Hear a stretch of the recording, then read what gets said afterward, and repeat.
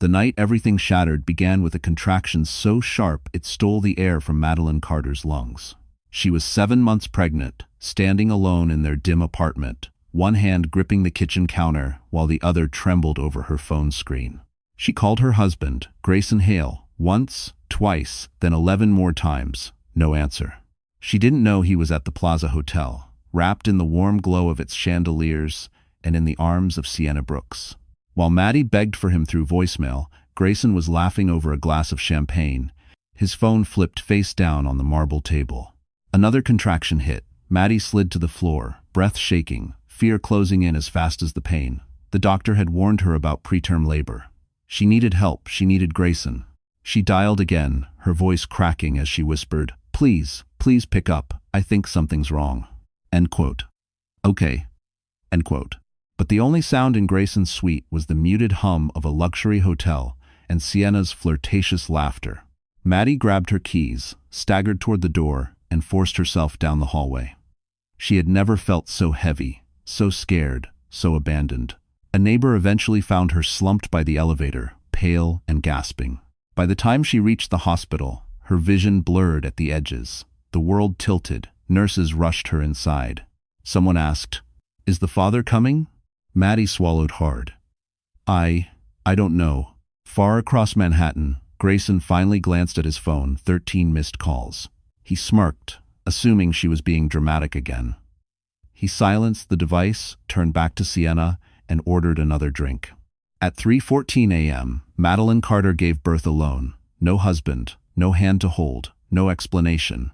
Only a tiny premature boy placed gently against her chest, his eyes surprisingly bright despite everything. Eyes she didn't recognize yet. Eyes the world would question 7 years later, starting with the man who ignored her cries that night.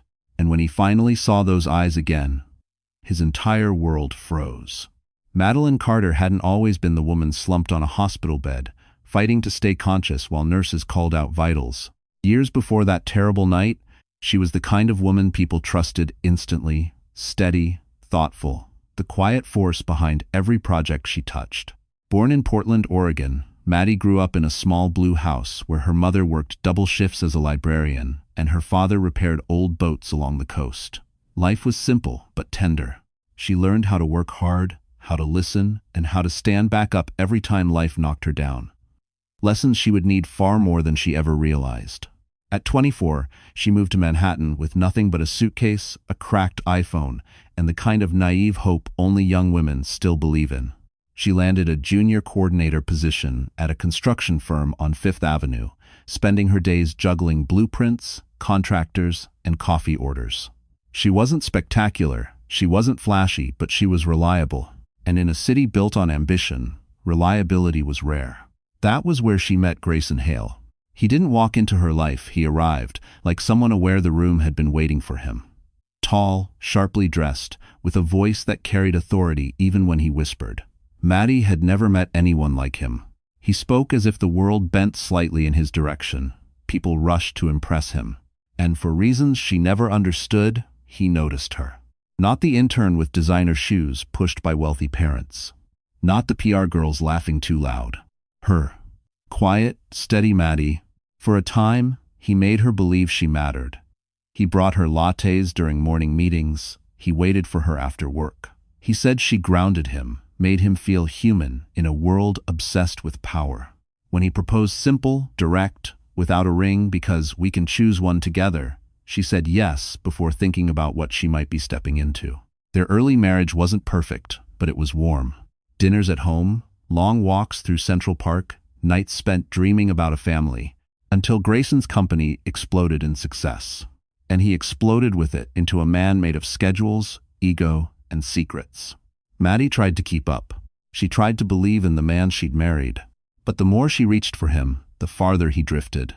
Looking back now, she often wondered if she ever truly knew him at all. Manhattan had a way of swallowing people whole, and Madeline Carter felt that truth more sharply with each passing year. On its glittering surface, the city shimmered with possibility, the kind of place where dreams climbed skyscrapers and fortunes changed overnight.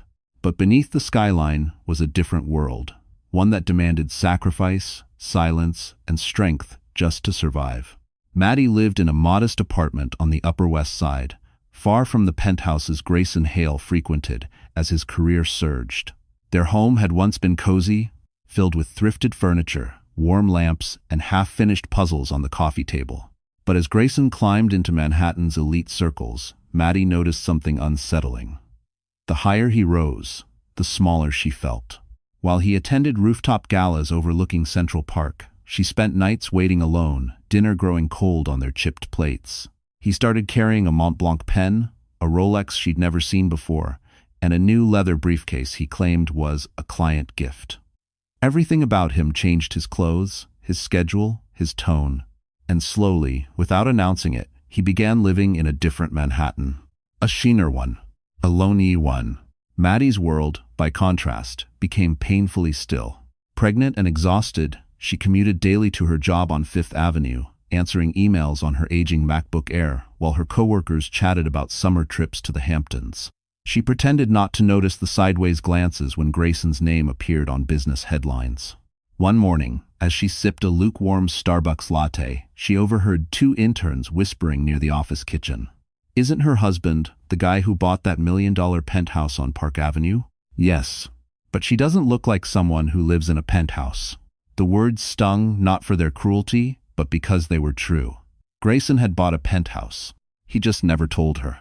Their lives had become parallel lines, close, but destined never to meet. The nights were the hardest. Manhattan glowed under her window like a river of gold, but all Maddie felt was the weight of emptiness.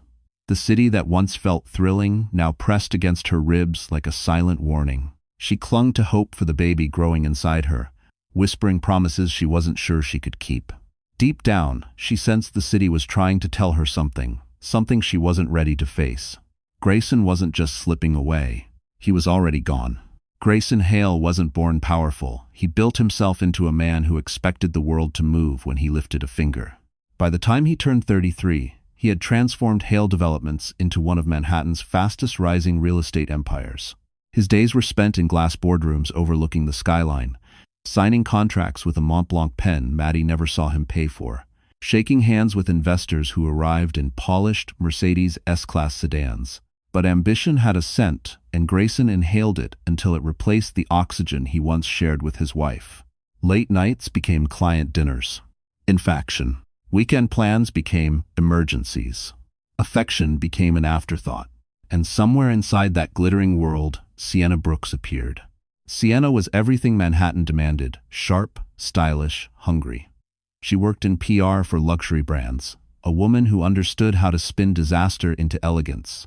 She met Grayson at a rooftop charity gala, the kind where champagne was poured from crystal towers and conversations floated above the city like smoke. From the moment she laughed at his joke, too loudly, too intentionally, Grayson felt seen in a way he hadn't in years. Not understood, just admired. And admiration was a dangerous drug to a man whose ego was starving. Their affair began with casual flirtation and ended with Sienna leaving her lipstick on his collar the same night Maddie waited at home with takeout and a timid smile. Sienna didn't hide her intentions. She wanted Grayson's world, his last name, his power. She wanted the life Maddie had built from love and turn it into her own public trophy. And Grayson, he wanted to feel irreplaceable. Maddie noticed the changes long before she allowed herself to name them. The cologne that wasn't his, the late-night texts he hid, the way he flinched when she entered the room, but nothing prepared her for the moment she found a receipt from the Plaza Hotel one night, a suite number, a timestamp, and realized it matched one of the evenings. Grayson claimed he'd been working late. She confronted him gently, voice trembling. He brushed it off with a scoff. "You're imagining things, Maddie. Focus on the baby, not conspiracies." It was the first time he spoke to her as if she were a burden, not a partner. And in that moment, she finally felt the ground shift beneath her marriage. She didn't know it yet, but the fall had already begun. And Grayson was the one pushing her. The moment that would destroy Madeline Carter's world didn't happen in private, hidden behind closed doors or whispered arguments. It happened under chandeliers, in a room full of people who would remember every detail. Grayson insisted she attend the Midtown Investors' Dinner with him, a gathering where deals worth millions were made over wine glasses and forced smiles. Maddie, 7 months pregnant and exhausted, wore the only dress that still fit, a soft navy wrap that she hoped looked more elegant than strained. She told herself this was a chance to reconnect, to simply stand beside her husband and feel like part of his life again. But from the moment she stepped inside the ballroom, she realized she didn't belong. The women sparkled in designer gowns. The men carried themselves with the confidence of people who owned pieces of Manhattan. Maddie felt invisible and worse, judged. She caught glimpses of people whispering, eyes darting to her swollen belly as if it were an inconvenience, something messy in a room built for perfection. She searched the crowd for Grayson and found him standing too close to Sienna Brooks. Sienna wore a silver dress that caught every light in the room, shimmering like a blade. Her hand rested lightly on Grayson's arm, the gesture intimate in a way that made Maddie's stomach tighten. For a long moment, neither noticed Maddie watching them from across the room. But others did. A couple near the bar murmured, "Isn't that his wife? The pregnant one?" "Yes. So who's the other woman?" "That's Bold." Bold didn't begin to cover it. It was humiliating. Maddie forced herself forward, each step feeling heavier than the last. When Grayson finally turned and saw her, something flickered across his face, surprise, then annoyance. Not guilt, not fear. Annoyance. "Maddie," he said coolly, as if she were a colleague who showed up uninvited. "You should have told me you were coming early." You asked me to come," she reminded him, voice trembling. Before he could respond, Sienna slipped closer, her smile sweet and poisonous. "Oh, Madeline, you look tired. Pregnancy must be so overwhelming." The meaning was clear. You don't belong here. Not in this room. Not in his life. Maddie felt heat rise behind her eyes, embarrassment burning through her chest. She clutched her belly, steadying herself as the room continued watching, waiting for her to break. Grayson leaned in, whispering sharply, "Don't make a scene." And in that moment, Maddie realized the truth. He wasn't trying to protect her. He was protecting them. Madeline Carter left the ballroom before the first tear fell. She didn't want to give Grayson or Sienna the satisfaction of watching her break. But the moment the heavy doors closed behind her, the world tilted. Her breath came shallow, her chest tightened. It felt as though the entire city had collapsed onto her shoulders. She pressed a hand against the wall, steadying herself as whispers from the ballroom bled through the cracks. "Poor woman. Did you see the way he looked at her? He's clearly moved on." Each voice cut deeper than the last. Maddie stumbled into the hallway, the lights blurring as her hormones and heartbreak clashed in her bloodstream. A sharp cramp rippled across her belly, one that was all too familiar. Fear surged, cold and merciless. Not now. Not here. She lowered herself onto a bench outside the elevator, clutching her abdomen as the pain intensified. People in evening gowns swept past her, murmuring politely but not stopping.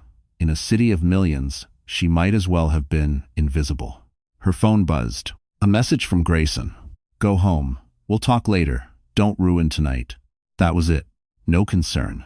No apology. Just irritation. Another contraction hit, stronger this time, and Maddie's vision dimmed at the edges. She tried calling him one last attempt, one last hope, but the call went straight to voicemail. She knew why. He was still inside, drinking, smiling, standing beside the woman who wasn't carrying his child but his attention. Her heart cracked cleanly down the middle. A security guard noticed her pale face and hurried over. "Ma'am, are you okay? Should I call someone?" I think something's wrong," she whispered. "I'm pregnant. 7 months." He didn't waste a second. Within minutes, Maddie was helped into a taxi. The city lights smeared into streaks as they sped toward the hospital. She pressed her forehead to the cool window, trying to steady her breathing, but each contraction reminded her of what she feared most. She was alone, truly, devastatingly alone. She wondered how her life had unraveled this quickly, how love had twisted into humiliation, how her husband had turned into a stranger. As the taxi swerved toward the emergency entrance, another thought hit her with brutal clarity. If she couldn't rely on Grayson tonight, maybe she had never been able to rely on him at all. Madeline Carter left the ballroom before the first tear fell. She didn't want to give Grayson or Sienna the satisfaction of watching her break. But the moment the heavy doors closed behind her, the world tilted. Her breath came shallow, her chest tightened. It felt as though the entire city had collapsed onto her shoulders. She pressed a hand against the wall, steadying herself as whispers from the ballroom bled through the cracks. "Poor woman. Did you see the way he looked at her? He's clearly moved on. Each voice cut deeper than the last. Maddie stumbled into the hallway, the lights blurring as her hormones and heartbreak clashed in her bloodstream. A sharp cramp rippled across her belly, one that was all too familiar. Fear surged, cold and merciless. Not now. Not here. She lowered herself onto a bench outside the elevator, clutching her abdomen as the pain intensified. People in evening gowns swept past her, murmuring politely but not stopping. In a city of millions, she might as well have been invisible. Her phone buzzed. A message from Grayson. "Go home, we'll talk later. Don't ruin tonight." That was it. No concern. No apology. Just irritation. Another contraction hit, stronger this time, and Maddie's vision dimmed at the edges. She tried calling him one last attempt, one last hope, but the call went straight to voicemail. She knew why. He was still inside, drinking, smiling, standing beside the woman who wasn't carrying his child but his attention. Her heart cracked cleanly down the middle. A security guard noticed her pale face and hurried over. "Ma'am, are you okay? Should I call someone?" I think something's wrong," she whispered. "I'm pregnant. 7 months." He didn't waste a second. Within minutes, Maddie was helped into a taxi. The city lights smeared into streaks as they sped toward the hospital. She pressed her forehead to the cool window, trying to steady her breathing, but each contraction reminded her of what she feared most. She was alone. Truly, devastatingly alone. She wondered how her life had unraveled this quickly, how love had twisted into humiliation, how her husband had turned into a stranger. As the taxi swerved toward the emergency entrance, another thought hit her with brutal clarity. If she couldn't rely on Grayson tonight, maybe she had never been able to rely on him at all. The hospital room hummed with fluorescent light, its quiet far too loud for the panic spinning inside Madeline Carter's chest. She lay on the narrow bed, breath shallow, gripping the blanket as another contraction pulsed through her body. Nurses moved around her calmly, but their glances at the monitors told a different story. 7 months was too early. Far too early. "Is the father coming?" one of them asked gently. Maddie swallowed hard, shame burning her throat. "No, he's busy. Busy betraying her. Busy pretending she didn't exist." For a moment, the nurse's expression softened into something maternal pity, but also anger on Maddie's behalf. It was the first kindness she'd felt in hours. When the door swung open, Maddie expected another nurse. Instead, a familiar face stepped into the room. Daniel West, her former supervisor, the man who had quietly mentored her during her early years on Fifth Avenue, a man who always noticed when she pushed herself too hard, who encouraged her ideas even when others overlooked her. They hadn't spoken in months. "Madeline?" he asked softly, eyes widening with alarm as he took in the scene. "I just got the message. What happened?" "Message?" She blinked in confusion. Daniel moved closer, lowering his voice. "Your neighbor called the emergency contact, listed under your apartment file, the one you filled out years ago." He gave a small, sad smile. "You listed me, Maddie." Her breath caught.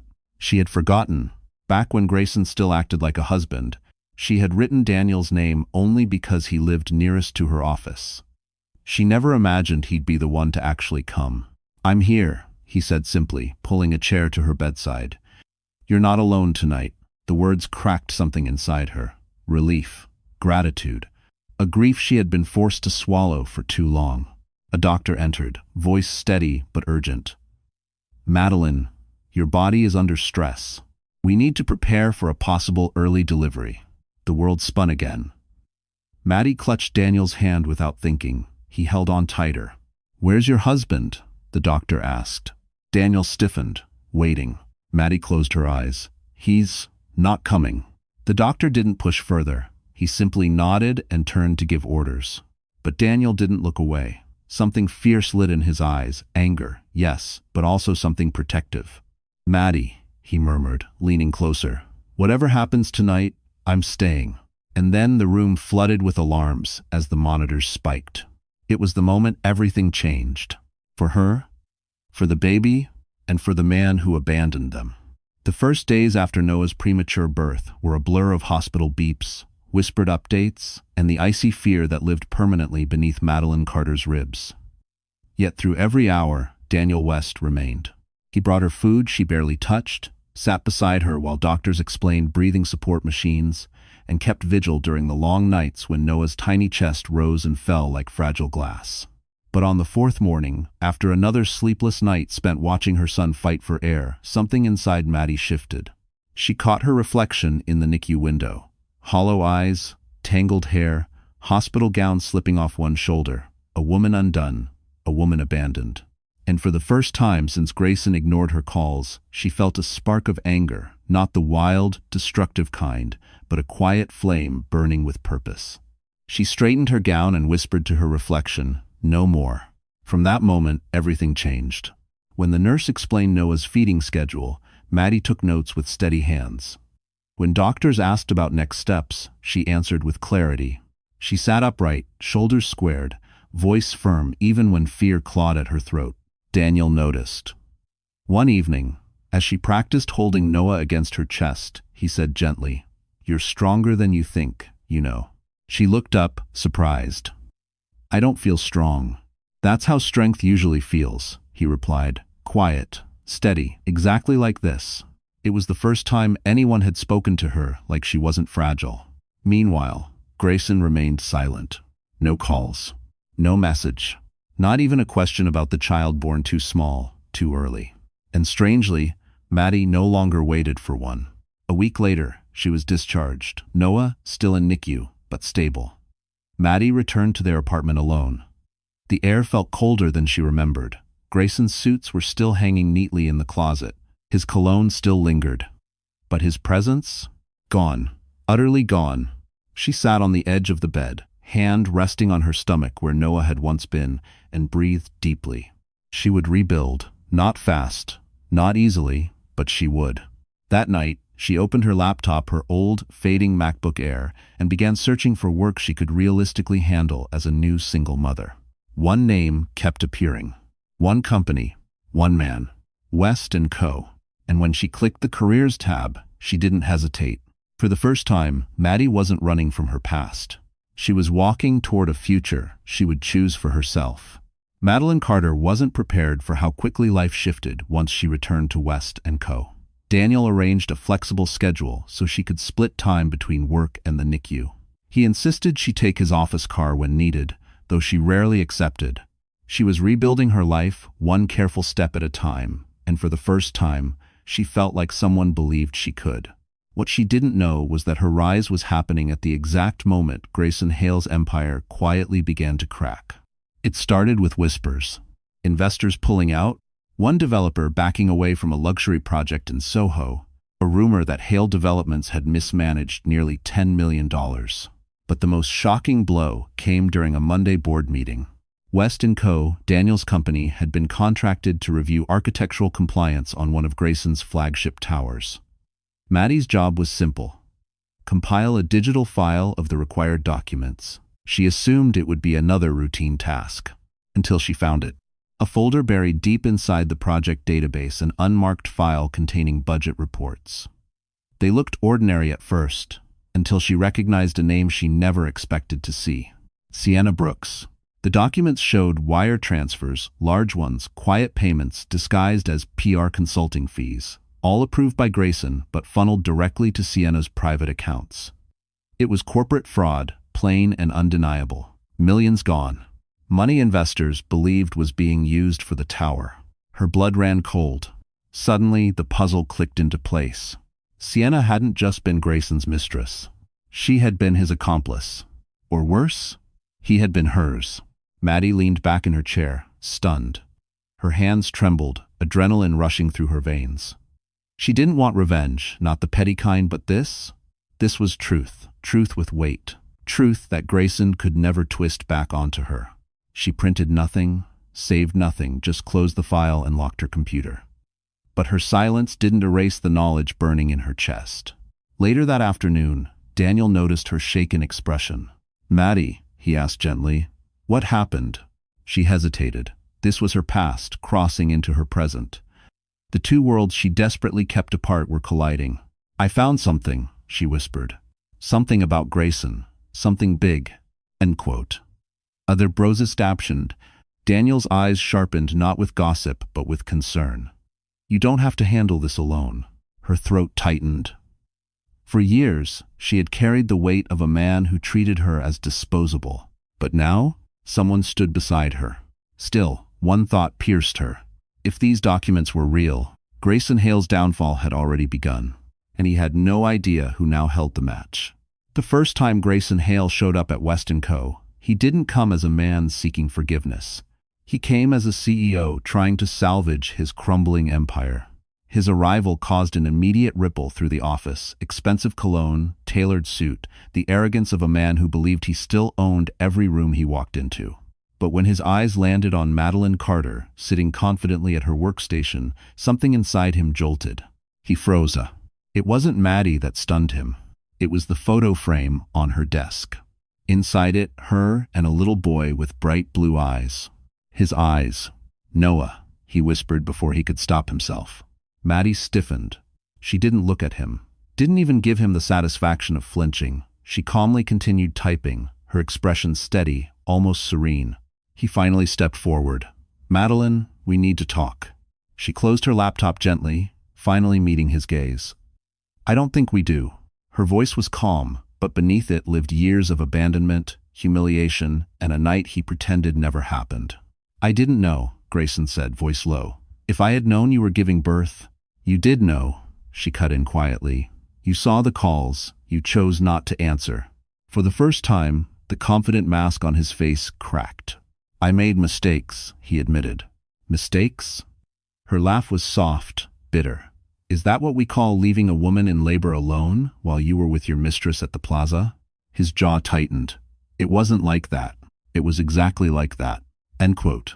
Silence stretched between them, sharp enough to draw blood. Then he noticed Daniel standing at the doorway, watching with a protective stillness Grayson didn't understand. "Why is he here?" Grayson demanded. Daniel stepped forward. "Because Maddie deserves support. Something you never gave her." Grayson bristled. "This is between me and my wife." "Ex-wife," Maddie corrected. "And no, it hasn't been between us for a long time." ADM. 2000 imported in. Grayson swallowed, eyes drifting once more to the photo of Noah. "I want a chance to know him." Her heart went cold. "No. Just one word. Steady, absolute." "You don't get to want anything," she continued. "You forfeited that right the night you ignored my calls. The night our son fought to breathe without you." He opened his mouth, but she raised a hand. "Leave, Grayson, before you lose even more." And for the first time in his life, Grayson Hale obeyed. But as he walked away, Maddie knew this wasn't over. Because men like Grayson never accept losing without a fight. Grayson Hale returned 2 days later, but this time, he wasn't hiding behind charm or apologies. He stormed into West & Co. with an expression twisted by something uglier than anger. Desperation. He cornered Madeline in a conference room, shutting the glass door behind them with a sharp click. "I want a DNA test," he said without preamble. "I need proof. Noah is mine." Station exit. Madeline stared at him, stunned, not because she didn't expect cruelty, but because she didn't expect he'd reveal it this openly. "Proof?" she repeated slowly. "You need proof of a child conceived while I was still your wife?" "Maddie, be reasonable." "No," she said firmly. "Not anymore." He ran a hand through his hair, pacing like a man watching his world slip from his fingers. "Investors are asking questions. Someone leaked that I might have a child I never acknowledged. My board wants answers." There it was. Not guilt. Not paternal instinct. Self-preservation. "So you don't want to know him," Maddie said softly. "You want to control the narrative." His silence was answer enough. "And what if Noah is mine?" Grayson asked, voice hardening. "What then? I have rights." "Rights you threw away the night you let me suffer alone." "That was years ago. But Noah lives with the consequences every single day."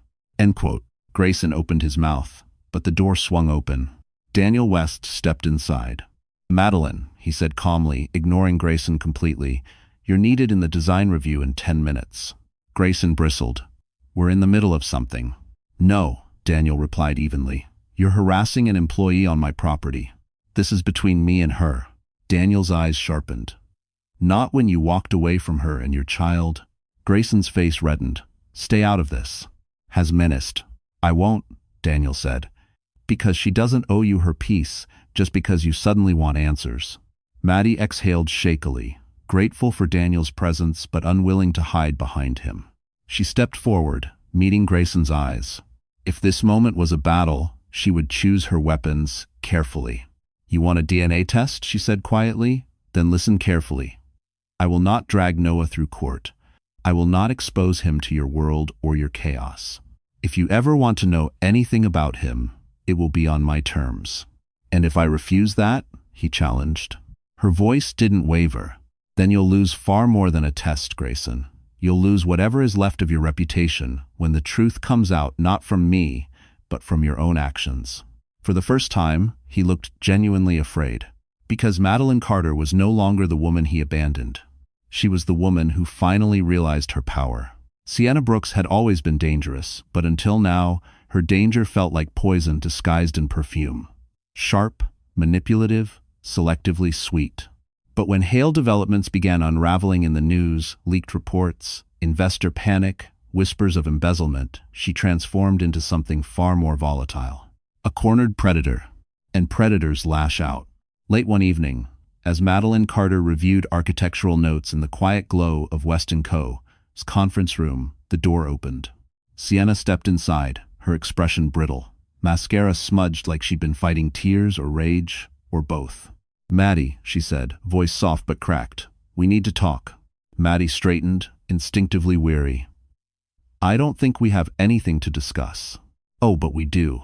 Sienna's smile was tight, desperate. "Because Grayson is blaming me for everything. The missing funds, the PR disasters, the investors pulling out."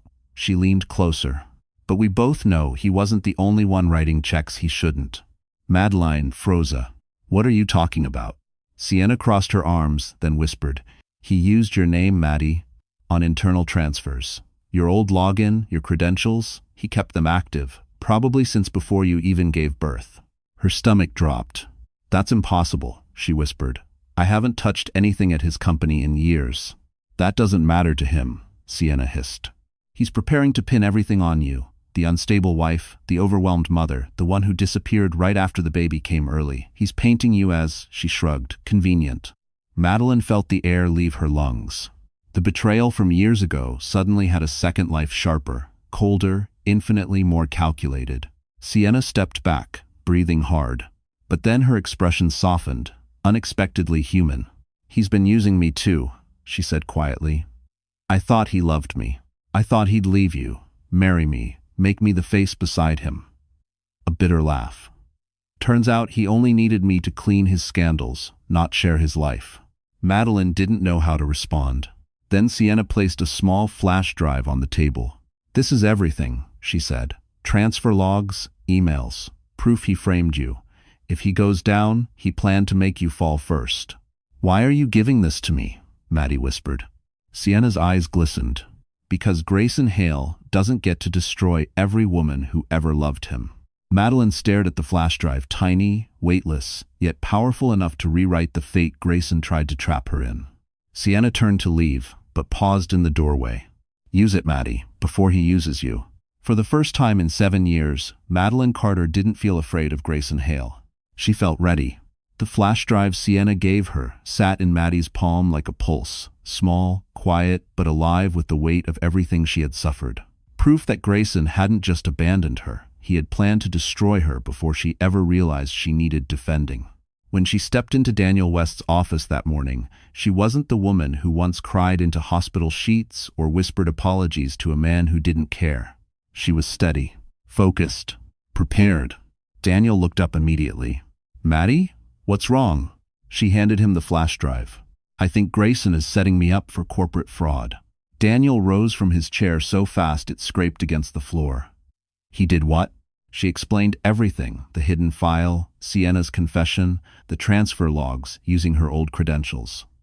Through it all, Daniel listened the way people rarely do, without interrupting, without doubting. "Maddie," he said slowly, this could bury him." "I don't want revenge," she whispered.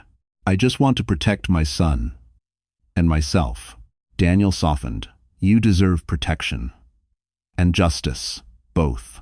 He called in the head of West & Co.'s legal team, a woman named Caroline Shaw, sharp eyes, composed posture, a reputation for tearing apart corrupt executives without raising her voice. After examining the files, Caroline looked impressed. "This is airtight," she said. "With this evidence, Grayson won't be able to blame you for anything. In fact, he'll be too busy defending himself." "I do this." Maddie exhaled, relief trembling through her body, but this wasn't over. Not yet. "Madeline," Caroline continued, "when this goes public, he's going to lash out. Men like him don't face consequences quietly." "I know." Her voice didn't waver. "I'm done living quietly." Daniel stepped closer, lowering his voice. "You don't have to face him alone. I'm with you. West & Co. is with you." For a moment, emotion pricked her throat. She wasn't used to being believed, supported, defended. But there was one more thing she needed to do, one more piece of herself she had to reclaim. "I want to confront him," she said, "in person, before anything leaks. He needs to hear the truth from me, not a headline." Caroline nodded. "Then let's do it on neutral ground," Daniel added, "and with witnesses." Maddie took a deep breath. This was the moment she stepped out of her past and into her power, no longer the woman left alone in labor, but the woman who held the truth that could end him. And Grayson Hale had no idea the reckoning walking toward him carried his own last name. The conference room at the Midtown Arbitration Center was designed to intimidate glass walls, city skylines slicing through the windows, a table so polished it reflected the faces of everyone sitting around it. But today, only one person looked unsettled. Grayson Hale. He arrived with 2 attorneys, a forced smirk, and the arrogance of a man who still believed he could bend the world back into his shape. Maddie entered moments later with Caroline Shaw and Daniel West beside her. She moved with quiet determination, no tremor in her steps, no fear in her eyes. Grayson stood. "Madeline, I think this is all." "Sit down," Caroline said calmly. He blinked, thrown off. Caroline opened a slim folder. "We're here to discuss the fraudulent financial activities tied to Hale Developments, including the illegal use of Miss Carter's credentials to authorize offshore transfers." Grayson's smile faltered. "That's absurd. She hasn't worked for my company in years." "Exactly," Caroline said. "Yet her login was used for 17 transactions totaling $8.6 million. He stiffened. Daniel watched him with the cold precision of a man who had seen corporate predators fall before. "And," Caroline continued, sliding several printed pages forward, "we have documentation showing those funds were routed to accounts tied to Sienna Brooks." Grayson's jaw clenched. "Sienna handled PR. She had nothing to do with finance." "She did when you gave her access," Caroline countered. "Or when she took it from you. Hard to know which." Maddie remained silent, letting the facts speak for her, something Grayson had never allowed during their marriage. He finally turned to her, voice low. "You planned this. You and that woman. You're trying to ruin me." Maddie met his gaze evenly. "You ruined yourself." He slammed his palm on the table. "I want the flash drive. I want every copy." Daniel stepped in, then calm, steady. "You're not getting anything, Hale. And if you threaten her again, we'll move faster than your board can schedule an emergency vote." A muscle twitched in Grayson's jaw. His attorneys whispered frantically, but the truth had already settled over the room, like a storm cloud ready to split open. Caroline finished the meeting with surgical precision. "Mr. Hale, you should prepare for an internal investigation, potential criminal charges, and a civil suit if you attempt to involve Miss Carter in your wrongdoing." Grayson inhaled sharply, eyes darting to Maddie, but for the first time in his life, his intimidation meant nothing to her. She rose from her chair. "You taught me fear," she said quietly. "But fear doesn't live in me anymore."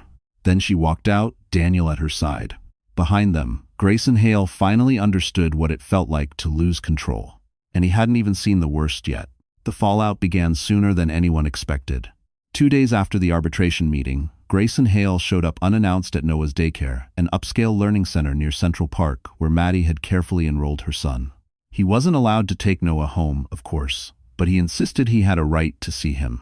And that was the problem. Grayson only understood rights, never responsibilities. The school director called Madeline immediately. By the time she arrived, her heart pounding, Noah was huddled in a corner of the reading nook, clutching a picture book to his chest like a shield. Grayson stood nearby, frustrated and impatient. "I just wanted to talk to him," he said when Maddie walked in. "He should know who I am." "You're scaring him," she replied, quickening her steps. Noah saw her, then his mother, and ran straight into her arms. His little fingers gripped her sweater as though afraid she might disappear. Maddie felt his small body trembling. She knelt down, brushing his hair gently. "It's okay, sweetheart. Mommy's here." Noah looked over her shoulder at the tall stranger who kept saying his name. "Mommy," he whispered. "Why is that man mad at me?" The words cut deeper than any wound Grayson had inflicted before. "I'm not mad," Grayson insisted, stepping forward. "I just want to know my son." Maddie rose slowly, positioning herself between them. "You don't get to decide that now. You had 7 years." "I didn't know about him," he shot back. "You didn't ask," she replied, soft but unshakable. A silence settled. People stared. And for the first time, Grayson looked at Noah not with entitlement, but with something close to recognition and fear. Because Noah didn't see him as a father, he saw him as a stranger. Daniel arrived moments later, breathless, after the daycare director called him as a backup emergency contact. When Noah spotted him, his face softened. "Mr. Dan," he said, still clinging to his mother. Daniel crouched beside them. "Hey, buddy, you okay?" Noah nodded, but his grip didn't loosen from Maddie. Grayson stared, stunned. "Why is he here?" he demanded. "Because he's someone Noah trusts," Maddie answered. Grayson's jaw tightened. "This isn't fair. He's my son. I want a chance." Maddie took Noah's hand. "A chance is something you earn, Grayson, not something you demand." "And one." And as she walked Noah out of the room, past the glass reflections of a man unraveling, she couldn't ignore the truth. For the first time, Grayson realized he wasn't just losing his reputation. He was losing the only person who carried his eyes. Sienna Brooks had always been reckless, but desperation made her dangerous. After Grayson cut her off publicly, blaming her for the financial scandal he himself created, she spiraled fast.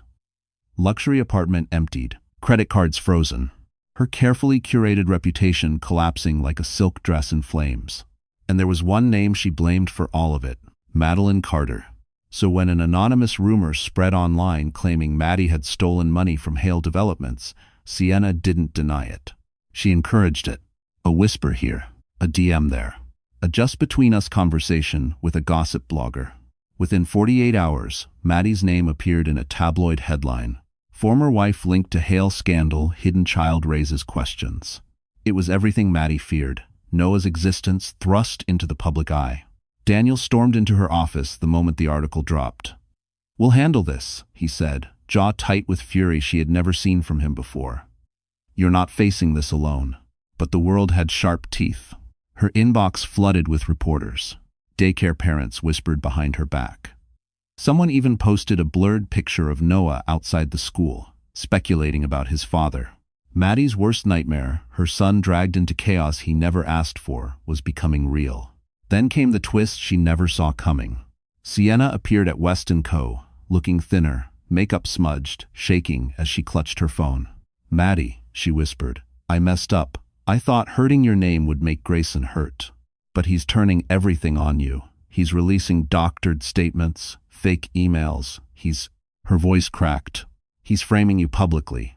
And he's telling investors you used Noah to manipulate him." Madeline felt the room tilt. Daniel stepped forward. "Enough. You helped create this." "I know," Sienna whispered, tears forming. "But I didn't know he would go this far." She held out her phone. On the screen was a video one Grayson recorded secretly. He spoke calmly, eyes cold, claiming Maddie had threatened to expose false abuse claims unless he paid her millions. He hinted she faked the early labor to get sympathy. It was pure fiction, but dangerous fiction. Maddie's legs weakened. Daniel caught her before she could fall. Sienna's voice shook. "I'll testify for you. I'll hand over everything, but you need to move quickly." Maddie straightened, tears burning hot but unshed. If Grayson wanted war, he had finally pushed her far enough to give him one.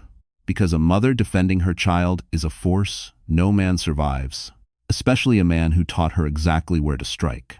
Madeline Carter had been silent for years, silent when Grayson dismissed her, silent when he betrayed her, silent when he abandoned her in the moment she needed him most. But the article attacking Noah changed everything.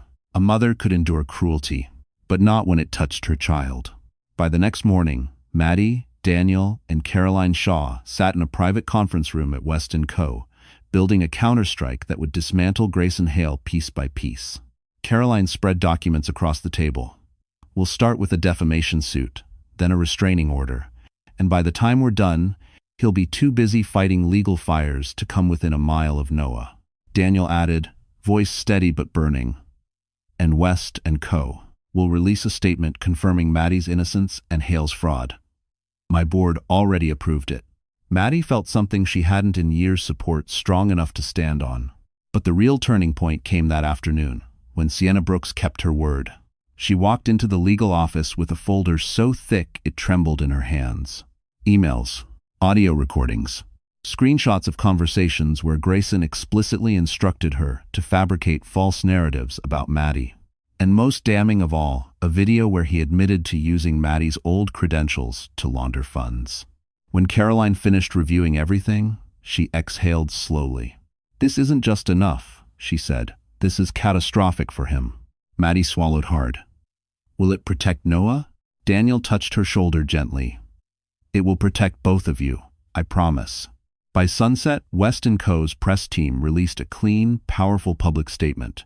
Madeline Carter is not under investigation. She is not connected to Hale Development's financial misconduct. Evidence confirms her credentials were used without her consent by executives within Hale Developments. Within minutes, the media storm shifted. Reporters pivoted. Rumors reversed. Suddenly, Maddie wasn't a suspect, she was a victim in a corporate cover-up. Grayson's downfall gained momentum. Then came the final blow. Caroline filed a motion restricting contact between Grayson and Noah until the investigation concluded. Judges in New York took child protection seriously, especially when presented with evidence of manipulation. The order was granted immediately. That evening, Maddie watched Noah sleep, his chest rising steadily, unaware of the battlefield forming around his name. For the first time, she felt hope instead of fear. And as Daniel stood quietly in the doorway, watching over them both, Maddie realized something deeply, quietly powerful. This time, she wasn't just fighting back. She was winning. The night after the court order was granted, Manhattan felt unusually quiet.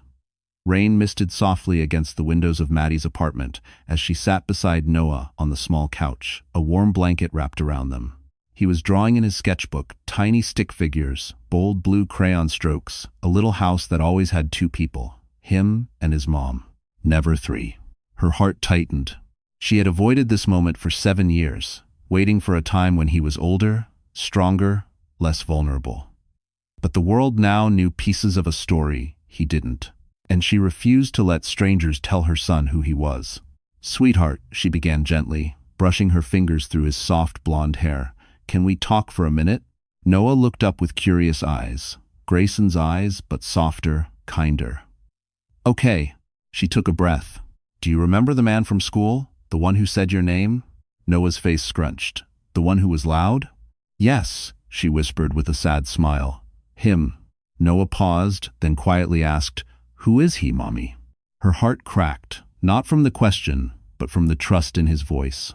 She held his small hands in hers. He's the man I used to be married to, before you were born. He blinked. So, he knew me? No, she said softly. He didn't know you. Not because of you, but because he chose not to be there. Noah absorbed this with a seriousness far beyond his years. Did he make you sad? Maddie's throat tightened. Yes, many times. He considered this, then gently touched her cheek. But Mr. Dan makes you smile. The simplicity of a child's truth washed over her like warmth. She didn't answer immediately. Instead, she pulled Noah into her arms, holding him close as rain tapped softly against the window. I want you to know something, she whispered into his hair. You were never a burden. You were never the reason anything went wrong. You are the best thing I ever did. Noah hugged her tighter. I know, Mommy. You always make me safe. Tears finally slipped down her cheeks, quiet, relieved, necessary. It wasn't grief this time. It was release.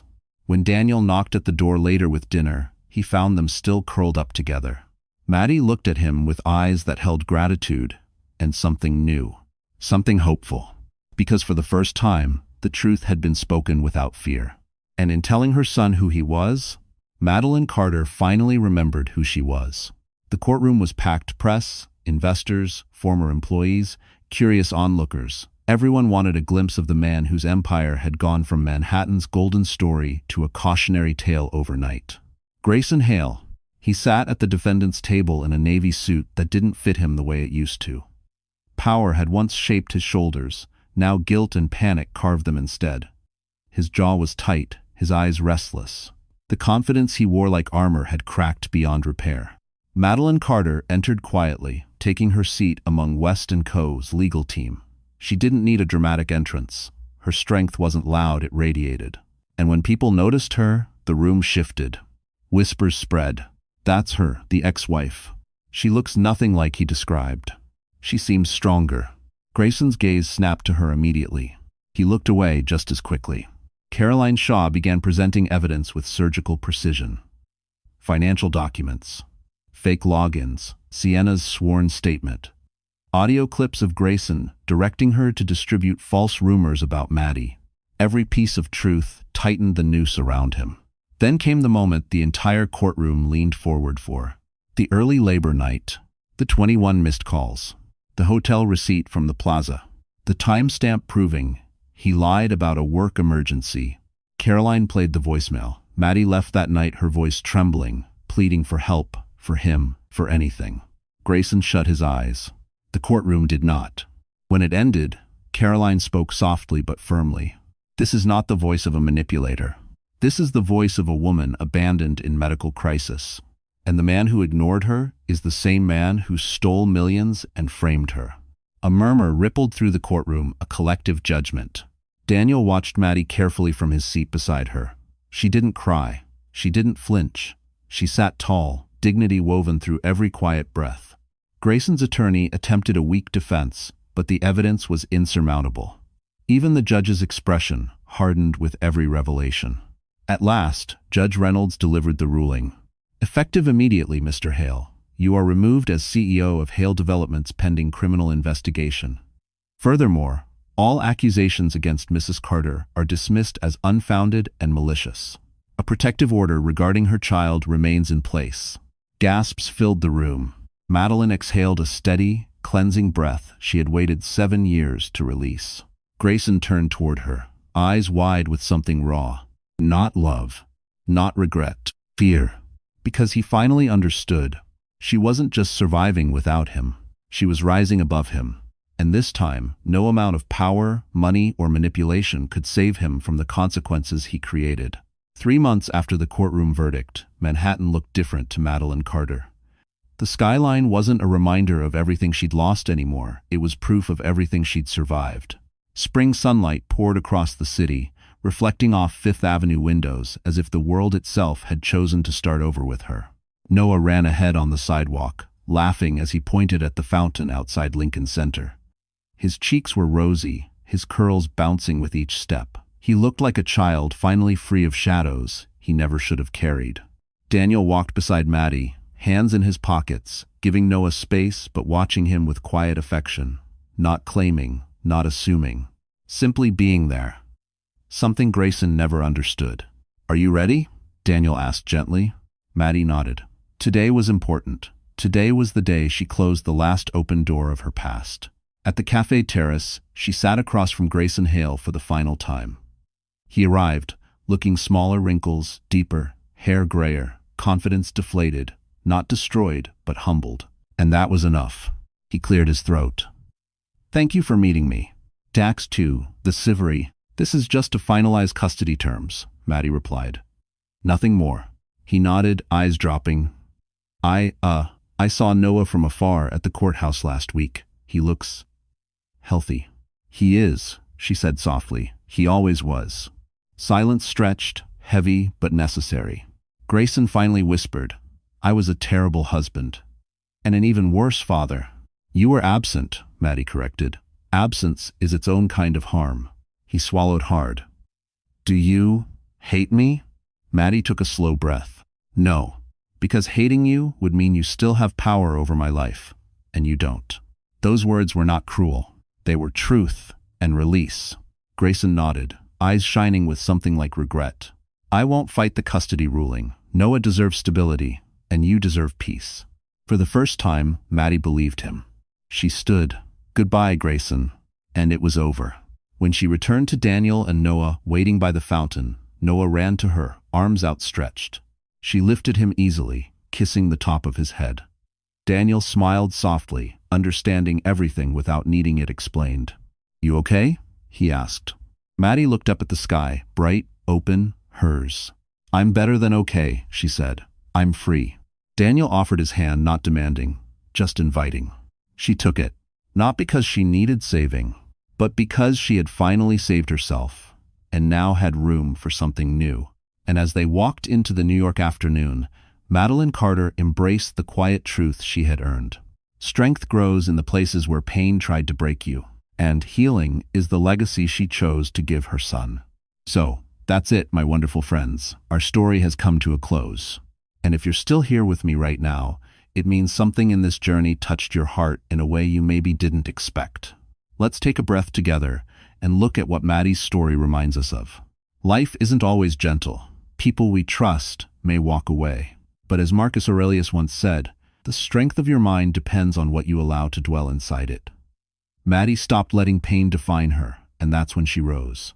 Maybe you've been hurt. Maybe someone underestimated you, abandoned you, or told you that you weren't enough. But healing begins the moment you choose yourself again. Epictetus said, "You may not control events, but you can control how you respond." Maddie didn't win by fighting harder, she won by standing taller. And you can too. Your story isn't over. Your strength is not gone. Your future is bigger than your past.